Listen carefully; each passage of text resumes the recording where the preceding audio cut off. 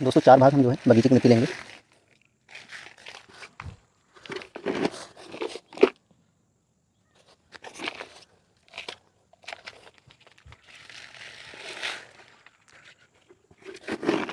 नमस्कार दोस्तों, स्वागत है आपका एग्रीकल्चर वाला अमित यूट्यूब चैनल में। आज हम एक बहुत विशेष सी सब्जेक्ट पे चर्चा करेंगे। जो टेरेस गार्डनिंग हम लोग करते हैं उसके लिए हम एक वैज्ञानिक तरीके से कैसे मिट्टी तैयार करें, क्योंकि किसी भी पौधे के लिए जो हमारी मिट्टी होती है, मिट्टी बहुत ही ज़रूरी होती है और उसको हम किस तरीके से तैयार करते हैं, क्योंकि मिट्टी ही डिसाइड करती है कि पौधे को कितना अच्छा ग्रोथ होगा। क्योंकि मिट्टी से ही हमारा पौधा जो है बहुत सारे जो न्यूट्रिशन या जो पोषक तत्व होता है मिट्टी से ही लेता है। तो बहुत ही ज़रूरी है कि हमें मिट्टी को जो है विशेष रूप से ध्यानपूर्वक रख कर ही बनाना होगा। तो हम यही आज पूरा जानेंगे कि कैसे जो है एक वैज्ञानिक तरीके से अपने टेरेस गार्डनिंग के लिए हम मिट्टी तैयार करें। टेरेस गार्डनिंग में आप जैसे बहुत सारे फूलों का जो फूल को आप तैयार करते हैं, आप वेजिटेबल्स भी तैयार करते हैं, तो उन सभी के लिए अच्छे तरीके से एक सूटेबल मिट्टी तैयार करें। वो सारी चीज़ें हम अच्छे से प्रैक्टिकल करके जानेंगे। दोस्तों, हम जो सॉइल मिक्सर तैयार करेंगे उसके लिए हम 4-3-3 के अनुपात में चार अनुपात में हम लेंगे, 4 भाग में हम लेंगे जो है बगीचे की मिट्टी, गार्डन सॉइल। ये हमारी जो है बगीचे की मिट्टी है, गार्डन सॉइल है, तो हम इसको लेंगे। अब हमें जो बगीचे की मिट्टी लेना है उसके लिए हमें क्या बहुत ज़रूरी बात करनी है। आप जब भी बगीचे से मिट्टी लें तो लगभग 6 से 7 इंच ऊपर की मिट्टी लें। लगभग ज़मीन सरफेस से जो भी आप मिट्टी जो है निकालने जा रहे हैं 6 से 7 इंच की मिट्टी लें, क्योंकि जो ऊपर की मिट्टी होती है उसमें पोषक तत्वों की मात्रा बहुत ही ज़्यादा होती है। मिट्टी निकाल करके फिर उसको खूब अच्छे से जैसे बारीक कर लें, जैसा कि आप देख पा रहे होंगे ऐसे ही आपको बारीक कर लेना है। फिर आपको जो है 1 से 2 दिन के लिए आपको उसको अच्छे से धूप में दिखा देना है, जिससे कि उसमें जो भी हानिकारक माइक्रोब्स हों वो नष्ट हो जाएं, साथ साथ उसमें जो भी सीड्स वगैरह हों और इंसेक्ट्स हों वो भी डिस्ट्रॉय हो जाएं। तो आपको ये काम कर लेना है और आपको ये ध्यान रखना है 6 से 7 इंच की ही मिट्टी लेना है। दूसरा जो हमें लेना है वो FYM है। ये हमारा है गोबर की सड़ी हुई खाद। चार भाग में आपको मिट्टी लेनी है, 4 भाग में आपको मिट्टी लेनी है। 3 भाग में जो है गोबर की सड़ी हुई खाद। इसकी जगह पर अगर आपके पास वर्मी कंपोस्ट है तो वर्मी कंपोस्ट भी ले सकते हैं। किचन वेस्ट कंपोस्ट है, क्योंकि बहुत सारे जो किचन गार्डनर्स हैं उनके यहाँ जो भी किचन वेस्ट निकलता हो तो घर पे ही किचन कंपोस्ट बना लेते हैं, तो आप किचन कंपोस्ट का भी इस्तेमाल कर सकते हैं। तो आपको 3 भाग किचन कंपोस्ट रखना है और आपको 3 भाग जो है आपको कोकोपीट रखना है। कोकोपीट बहुत ही ज़रूरी होता है सॉइल मिक्सर के लिए, क्योंकि ये जो है मिट्टी को पोरस बनाता है। अगर आप कोकोपीट का इस्तेमाल करेंगे तो मिट्टी पोरस बनेगी और जो मॉइस्चर होता है, मॉइस्चर होल्डिंग कैपेसिटी इसमें होती है, तो नमी को काफ़ी समय तक जो है मिट्टी में बनाए रखता है। तो आपका कोकोपीट भी बहुत ज़रूरी है। तो आपको ये 4 भाग में आपको मिट्टी लेना है। 4 भाग में जो है बगीचे की मिट्टी हो गई।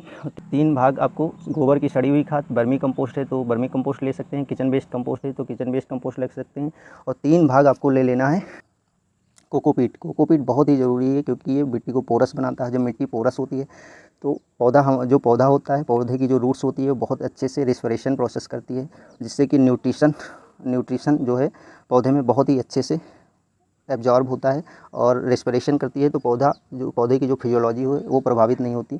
तो आपको जो है कोकोपीट ज़रूर ऐड करिए, क्योंकि कोकोपीट ऐड करने से बहुत ही मिट्टी जो है पोरस हो जाती है। अगर आपके पास जो है क्या कहते हैं सरसों की खली, मूंगफली जो है मूंगफली की खली या जो बोन मील हड्डी का चूरा है, तो इसको 20% 2 भाग करिए। 10 जो है 1 भाग इसमें से घटा दीजिए, 2 भाग इसको कर लीजिए और 1 भाग आप जो है सरसों की खली, मूंगफली की खली या जो है बोन मील आप कर सकते हैं। अगर आपके पास नहीं है तो 4 भाग जो है आपका जो बगीचे की मिट्टी हो जाएगी, 3 भाग आपका जो है गोबर की सड़ी हुई खाद हो जाएगा और 3 भाग जो है आपका ये कोकोपीट हो जाएगा।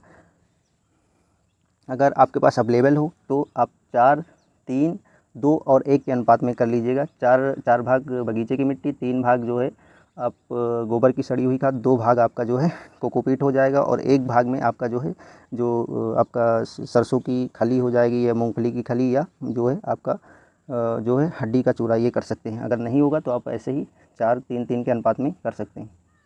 चलिए अब हम चलते हैं, इन सभी को मिक्स करके देखते हैं और कैसे आगे हम इसको एक बेहतरीन जो है सॉइल मिक्सर कैसे तैयार करें अपने टेरेस गार्डनिंग के लिए, वो पूरा प्रोसेस करके देखेंगे प्रैक्टिकल। दोस्तों 4 भाग हम जो है बगीचे की मिट्टी लेंगे।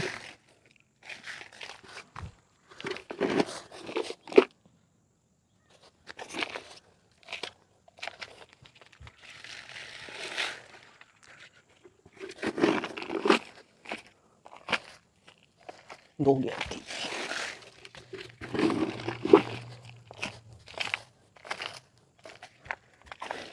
दोस्तों ये 4 भाग हमारी जो है बगीचे की मिट्टी हो गई।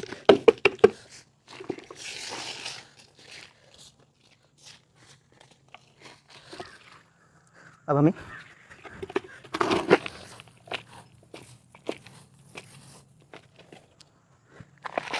ये हमारा गोबर की सड़ी हुई खाद है FYM है। इसको हमें 3 भाग लेना है। अगर आपके पास वर्मी कंपोस्ट है या किचन वेस्ट कंपोस्ट है तो आप इसकी जगह पे उसको भी ले सकते हैं, या जो है गोबर की सड़ी हुई खाद काउडंग की लें।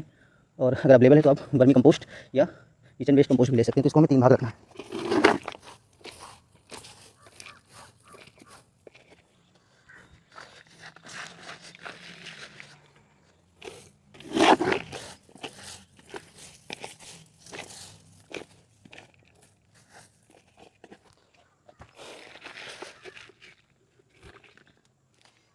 ये हमारा 3 भाग जो है गोबर की खाद हो गई।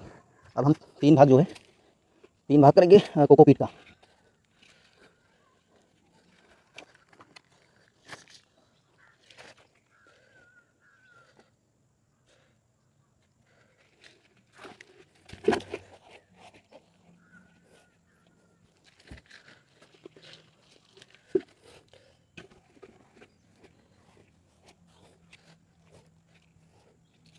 ये हमारा 3 भाग जो है कोकोपीट हो गया।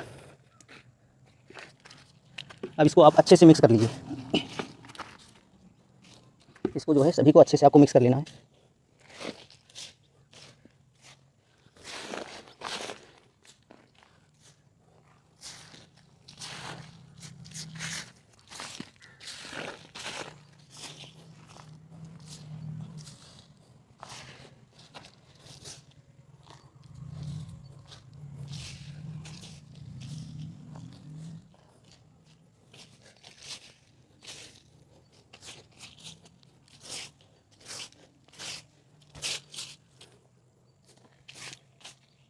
इसको खूब अच्छे से मिक्स करिएगा कि तीनों का जो मात्रा है बराबर हो जाए, पूरी मिट्टी में अच्छे से मिल जाए।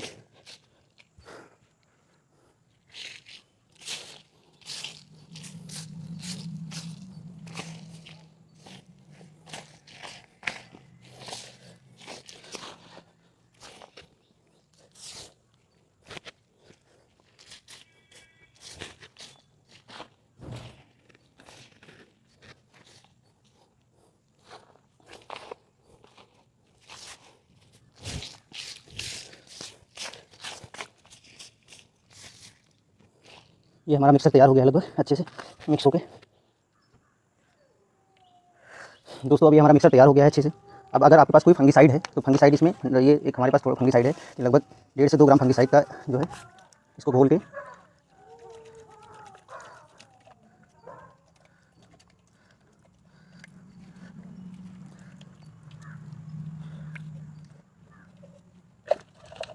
अगर आपके पास कोई फंगिसाइड हो तो आप फंगिसाइड भी डाल दें कि कोई भी जो फंगस से होने वाले जो रोग हैं वो आपके पौधों को प्रभावित न करें। फिर आप इसको फिर अच्छे से मिक्स कर दीजिए।